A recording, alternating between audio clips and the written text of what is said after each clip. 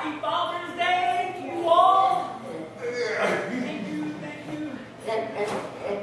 Many of us remember our fathers as we were growing up in our world. We remember I still have a kind and loving father who lives in Colorado. I would like to run over there this morning and bring him breakfast in bed, show my father my love for him. He gave me life. Interesting week. Friday, I had a funeral. I went over to Des Moines. The funeral was for the father of the church in Altoona. I served there for 2 years between the Deaf Ministry in Des Moines. I served for 2 years at the Hearing Church in Altoona, and then I moved here to Omaha. The church, the Hearing Church, has a father. This church have a father? God himself. Yeah. Many people would say the church's father is Cliff. Serves hard, works hard for us. Many would say the father is Laverne. I will tell you honestly, I don't remember Cliff from 33 years ago when I would hide. I would come over here, I would serve, I would sit. I did not work at the Hearing Church 33 years ago. I would hide in the back and I would watch the worship. And 33 years ago, I remember Laverne. Laverne's face here, right?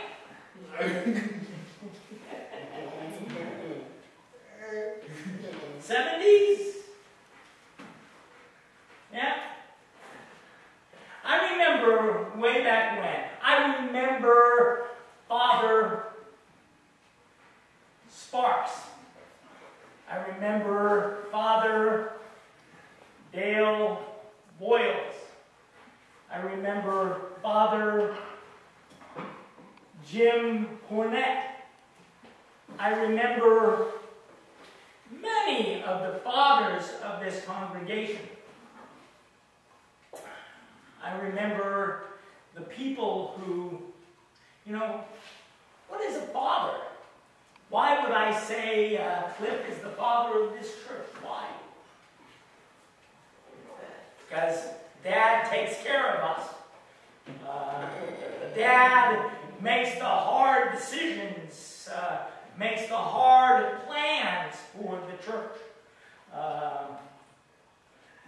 He feels the responsibility.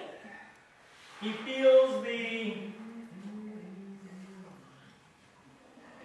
love for the children of the church. My father had 6 children, and now I have 7 children. I feel the love for the children of my family. My home, the 7 children, many of them run away, many of them have come back. I feel the love. And for this church, I feel the love. For these people are my children. Like Moses said, I didn't give birth to you. Why do I have to take care of these people?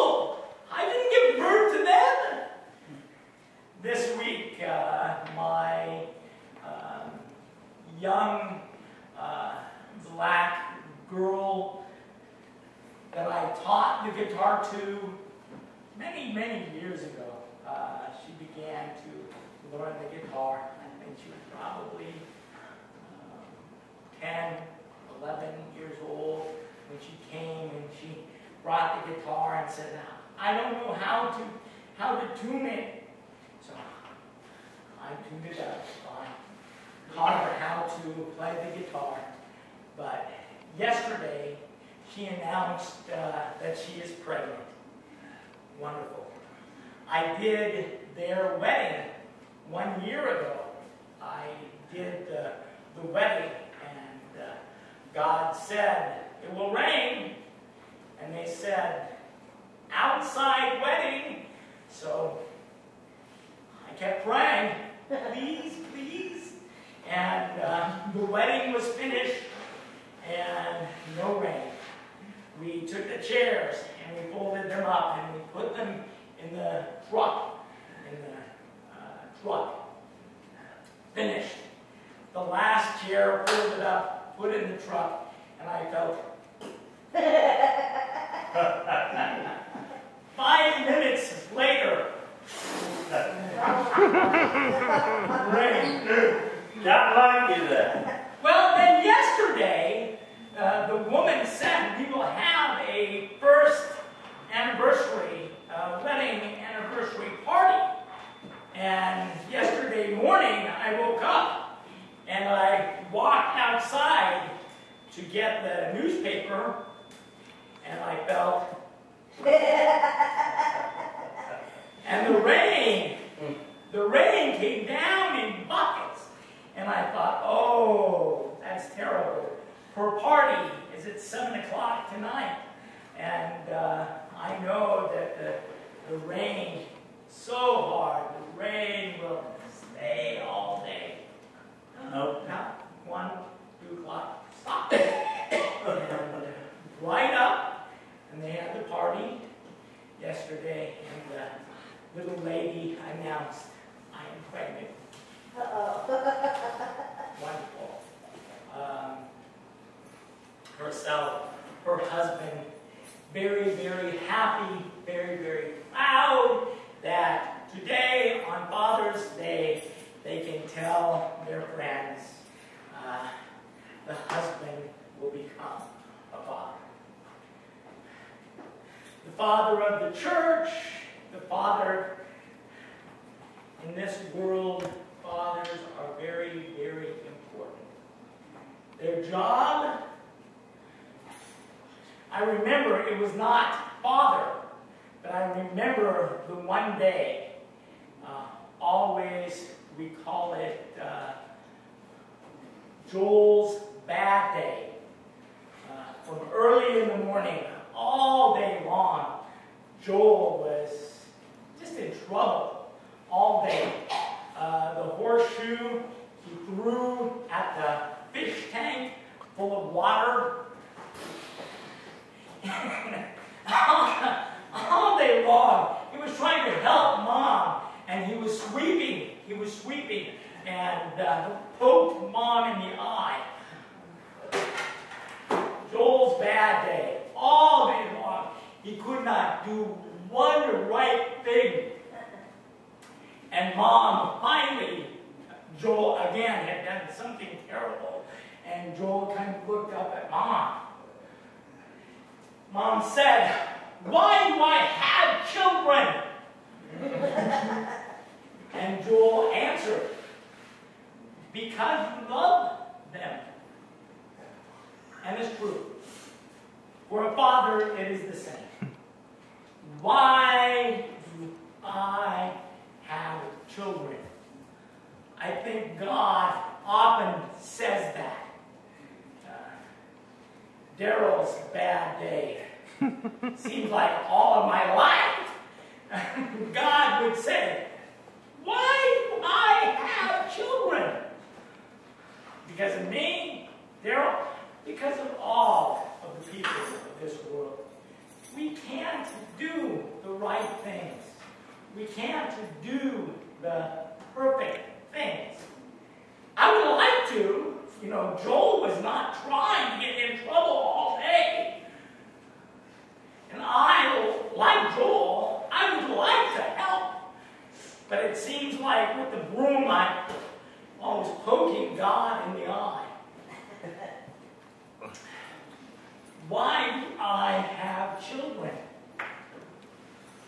because I love them. Father's Day, we remember our fathers who live in this world. My father who lives over in Colorado. Your fathers may be living in heaven now. I remember 2 days ago at the funeral, I was telling the widow, my sweetheart, and his wife. Lloyd died, but his wife, Anne, I told her, you remind me of my mother. All of the best things about my mother. You are like my mother. And Anne would give me a big hug and a kiss.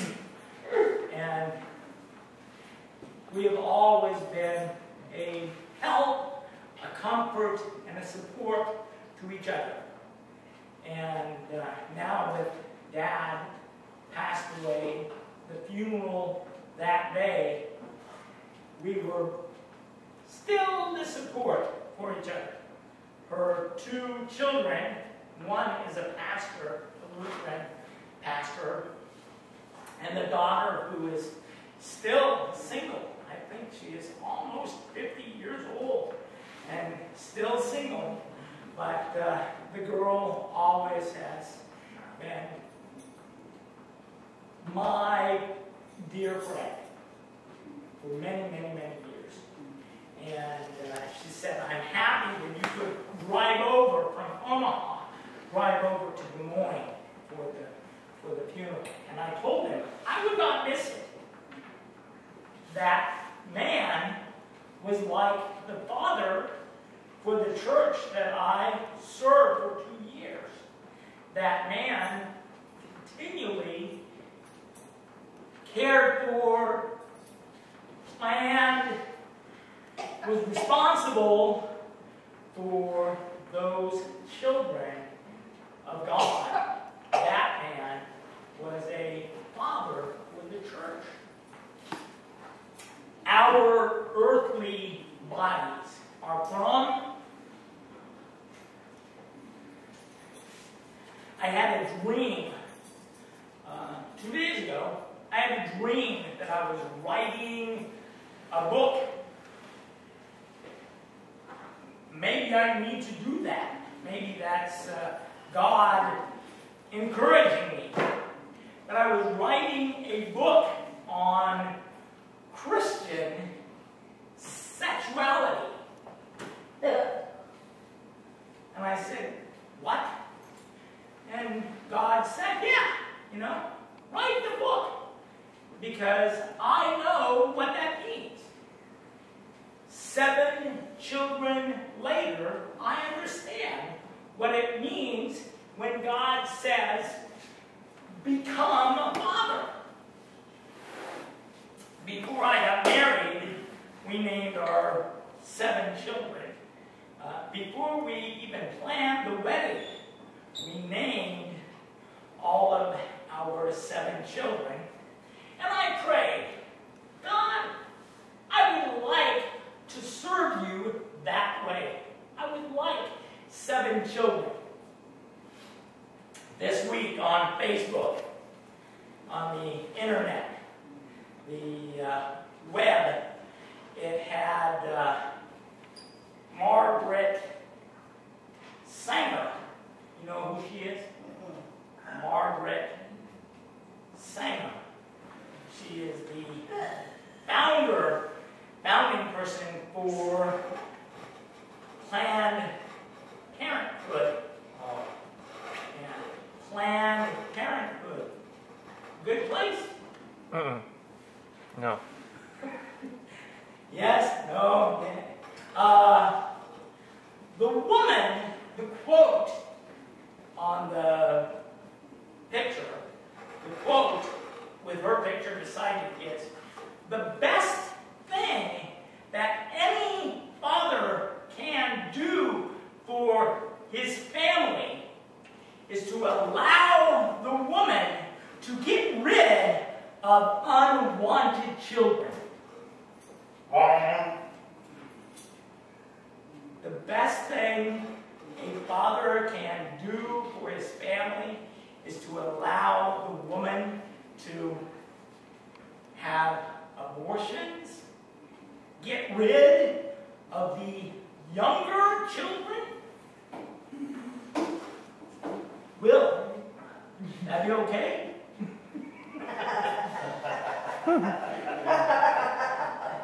The baby of 7 children. The woman was crazy.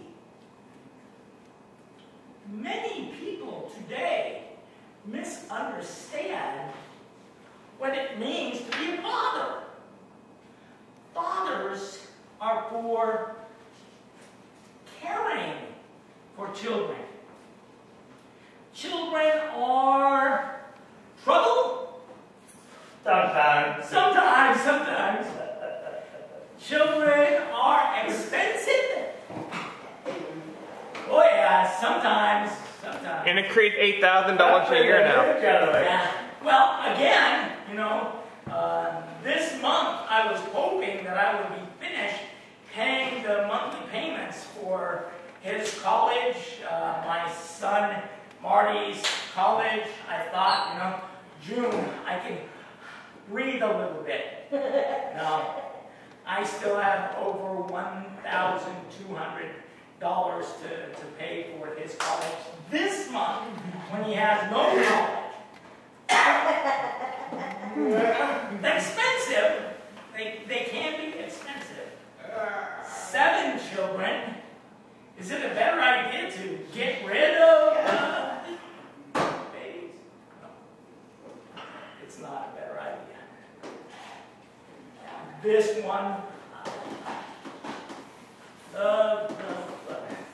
this baby of mine, he drives me to church. I don't drive him.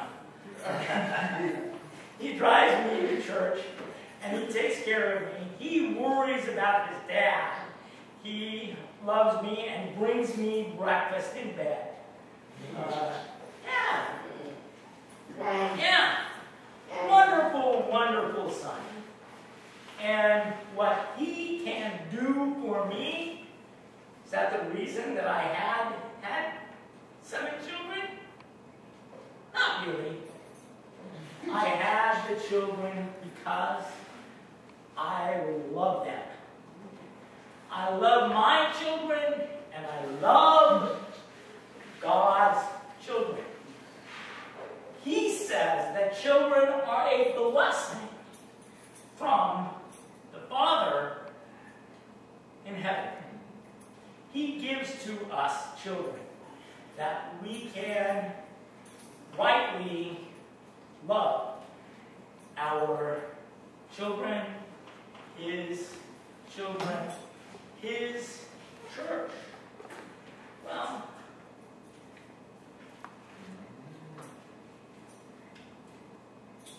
$15 of us, again, 15 of us, children, that's a big family, right? Yeah. 15? Big. Yeah. But I know churches that are larger. King of Kings. Well, today the new pastor for St. Mark is being installed this afternoon. And the people were wondering, last week's meeting, the people said, we promised $64,000 a year to pay the pastor, the senior pastor, $64,000 a year. How will we gather the money to pay the man? Oh, wait. We have to pay the benefits, the insurance, and other things. So really, it is now $80,000 for the one pastor for the year. And then they said, well, the district president discussed with that, it's called the short-time pastor, the interim pastor, because he will only be there for 1 year, maybe 2 years at limit. Then he has to moved back home, flying back and forth. The district president said, well, because he has more education, he did not limit 8 years, he's 10 years. And now he is 12 years with his doctorate degree. So told the church, you should pay really more like with the insurance, all of it together, you should pay $120,000 for 1 year. That would be better. The district and the pastor decided that. And the congregation said,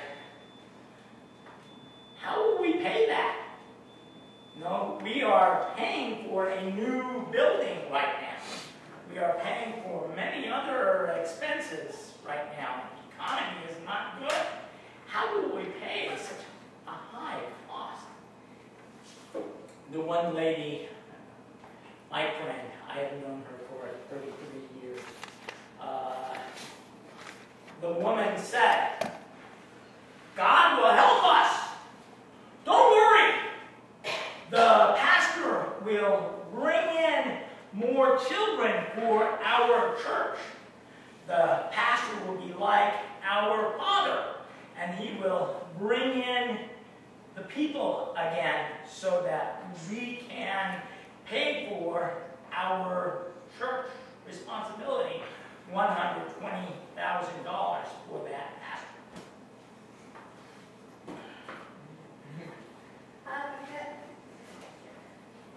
It has come down, come down, come down. When I was here 10 years ago, the church had 1,500 members. 1,500 members at the church.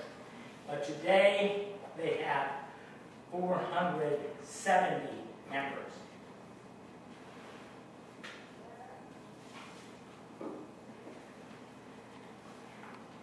How will they pay?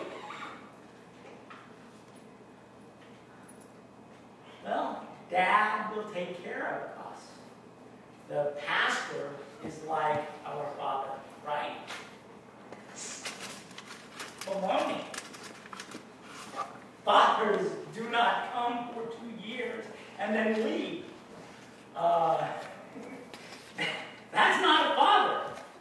The fathers of the church, the people who were making the decisions, the president of the congregation, the head elder of the leaders of the congregation, those people said, we'll accept $120,000 to pay our pastor for 1 year. I told them, it's almost the same as I earn as a pastor.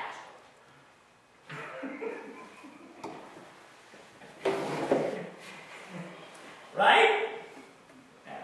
$120,000 if the district came and told you, pay Coix 100.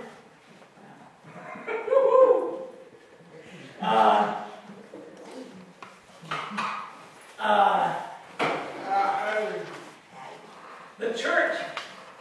How will the church grow? Is it the new pastor who will make growing members again to 1,500 members? The pastor can't do that himself. I remember seeing pictures of the pastor, but if I remember, the man is the same age as I am. He is old, probably fat, I think. Maybe becoming bald, I'm thinking. Yeah. I don't think he's blind. I don't know. But I understand that he alone cannot do that. He cannot go gather up more than 1,000 people to become members of a hearing church. I cannot go out and gather up 1,000 deaf people to become members of the deaf church. Well, I would like it. But God's children, God's plan for this church is not that one man would gather up all of the people who are deaf. God's plan is that you are His children. You are the leaders of this church. Not only you, not two men, not only the young man. Maybe the young man could gather in more people. not only, but all of you working together could birth new life here. You could. If you wanted to work together, new life, like the Father promised, new life can happen. The old women, oh, I can't give birth again. You're not that old. Remember, Sarah, 90 years old when she gave birth.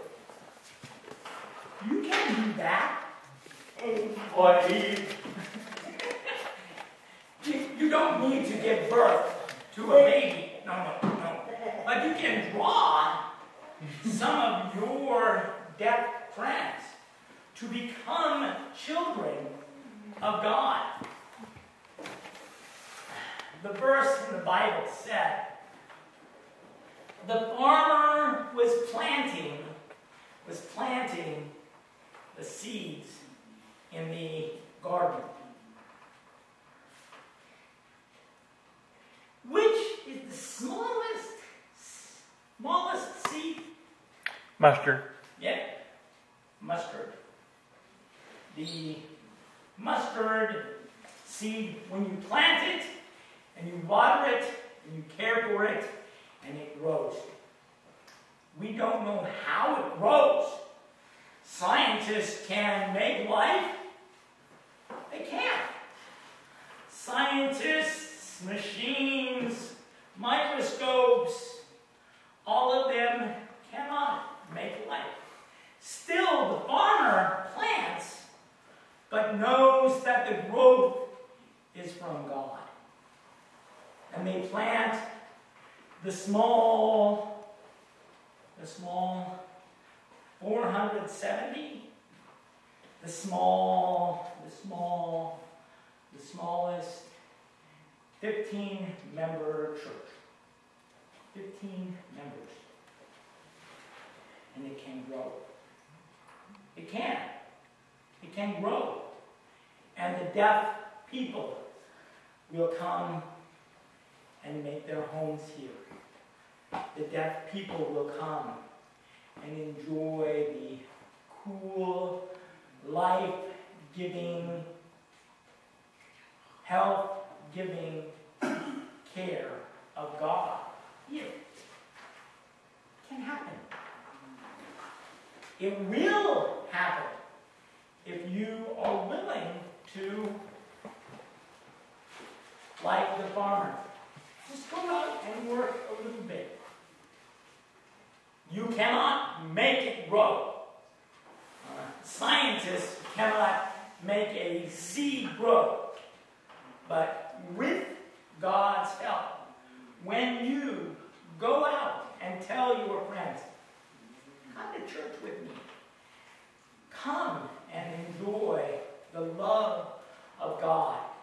The promise of an eternal home. The body here on earth is weak. I tried to go and donate blood yesterday. I went in and they poked my finger and they drew the blood and they tested the blood and they said, I'm surprised you can stand up. You have 22 hematocrit. What does that mean? Normal is about 50.